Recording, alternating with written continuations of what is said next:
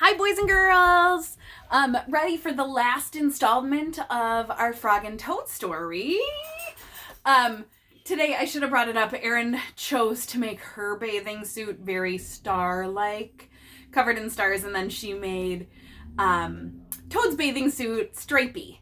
And so those were two adjectives she included on her Venn diagram, right? And they were both one pieces, so that's something that they had in common, right? Right. For our final chapter in Frog and Toad, I have a challenge for you at the end, but the challenge is a challenge that you've already done once before, okay? But sometimes I think it's good practice to go back and do something that we've already done before and see if we've improved upon it at all. So the title of this chapter is called The Letter. The Letter. Toad was sitting on his front porch. Frog came along and said, "What's the matter, Toad? You're looking sad." I can tell that from his face. Toad is always looking a little cranky. Or sad. Yes, said Toad. This is a sad time of the day. It is the time when I wait for the mail to come. It always makes me very unhappy. "Why is that?" asked Frog. "Because I never get any mail." "Not ever?" asked Frog. "No, never," said Toad. "No one has ever sent me a letter. Every day, my mailbox is empty. That is why I'm waiting for the mail, and it's a very sad time for me." Frog and Toad sat on the porch feeling sad together. Here they are, feeling so sad. Because he doesn't get any mail. He doesn't get any mail. Then Frog said, "I have to go home now, Toad. There's something that I must do." Frog hurried home. What do you think Frog's gonna go do? Send a letter to Toad. Let's see. He found a piece of paper. He found a pencil. And he wrote on the paper. He put on the envelope. He put a paper in the envelope, and on the envelope he wrote, "A letter for Toad." Frog ran out of the house. He saw a snail that he knew. "Snail," said Frog, "please take this letter to Toad's house and put it in his mailbox." "Sure," said Snail, "right away." So there he is writing the letter. Oh, and look at what is he wearing in that picture? The button sweater. Yeah, the button jacket. There he is mailing the letter and handing it to Snail. Then Frog ran back to Toad's house. Toad was in bed taking his nap. "Toad," said Frog, "I think you should get up and wait for the mail some more." "No," said Toad. "I'm tired of waiting for the mail." Frog looked out the window at the Toad's mailbox. Snail wasn't there yet. "Toad," said Frog, "you never know when someone may send you a letter." No, said Toad. "I do not think anyone will send me a letter."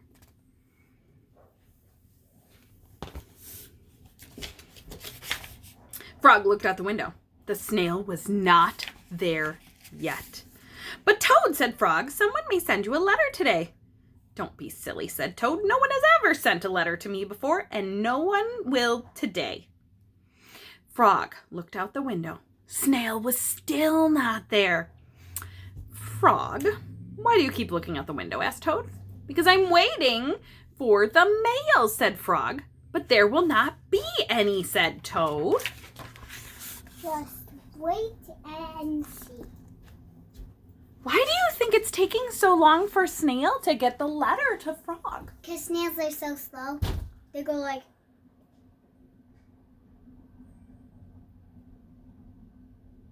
That is very slow. Very slow. Snails do tend to go very slow. Think of our second step friends that Miss Hanky used to use with us, the puppets. We had Impulsive Puppy that was very fast and all over the place. And then we had Slow Down Snail, right? And Snail was very, very slow. So, mail's taking a while because the snail is moving so slowly. Here's the 2 pictures from that page. And Frog, he's looking, and now Toad and Frog are looking. Sloths are not that slow as you think. They go like... We were lucky enough to see a sloth move at the zoo once, and he moved faster than we thought. Yeah. Oh, yes, there will be mail, said Frog, because I have sent you a letter. You have, said Toad. What did you write in the letter? Frog said, I wrote, Dear Toad, I am glad that you are my best friend. Your best friend? Frog.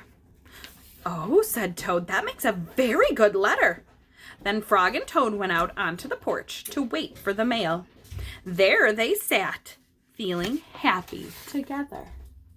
Still no letter, but they're feeling happy just thinking about the letter coming.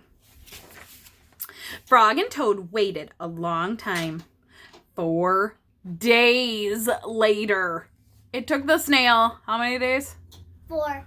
4 days later. That's a long time. The snail got to Toad's house and gave him the letter from Frog. He was very pleased to have it. And then I'm guessing the snail's gonna go 4 days to his home. It probably will take him 4 days to get back to his house. Or Who maybe knows? 16. Now, here are the 2 challenges that I have for you. One of them would be to fill somebody's bucket and send them a letter.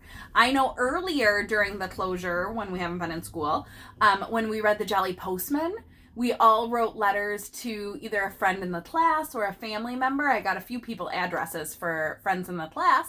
You could write a letter to a family member or a friend or someone in class. I can help with addresses again. Or you could write a letter for somebody in your family and sneak it under a pillow, sneak it somewhere where they would get it and be like, oh, what's this letter doing here? This is so exciting. You're trying to fill somebody's bucket, just like Frog filled Toad's bucket in our story, okay? Or maybe put it in the mailbox. Or you could send it through the mail. Very true. Not everybody has stamps, though, these days. Depends on if you're going to the store or the post office. Another good writing activity that goes along with this book is the idea of waiting. We've talked about that in the second step and during our mindfulness practices. Sometimes we have to wait, and waiting is not easy. Sometimes your body can feel all jiggly. Sometimes your mind starts to wander. Sometimes all you can think about is whatever you were waiting for. Waiting can be a challenge. You could, for your challenge, if writing a letter doesn't work for you, you could make a journal entry about a time you had to wait for something special. Think about Toad. He had to wait 4 days for a letter to arrive.